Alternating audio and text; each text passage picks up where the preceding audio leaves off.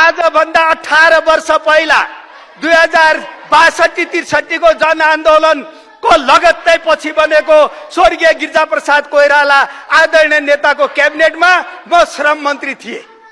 म श्रम मन्त्री हुँदा मैले वैदेशिक रोजगारलाई व्यवस्थित गर्नका निमित्त वैदेशिक रोजगारमा हुने ठगीहरू, भ्रष्टाचारहरू र नेपाली नागरिक विदेशमा गएर बिचल्लीमा पर्ने समस्यालाई समाधान गर्नका लागि पहिलो पटक वैदेशिक रोजगार ऐन 2064 यही हातले मैले ड्राफ्ट गरेको हो र आजसम्म 18 वर्षसम्म त्यो ऐनले यो देशमा काम गरिराखेको छ।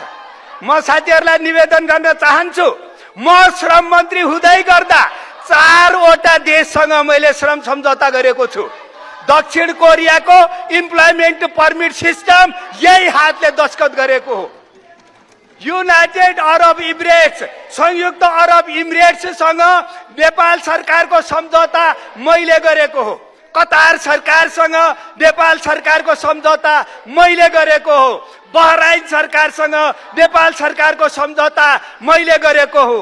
माननीय सदस्यहरू, एउटा प्रश्नको जवाब दिनुस्, म श्रम मन्त्रीबाट हटिसकेपछिको 18 वर्षमा 18 जना मन्त्री हुनुभएको छ र अहिले वेलमा उभिएर नारा लगाइरहनु भएको नेता पनि श्रम मन्त्री हुनुहुन्थ्यो। तपाईले एउटा देशसँग श्रम सम्झौता गर्नुभयो। तपाईले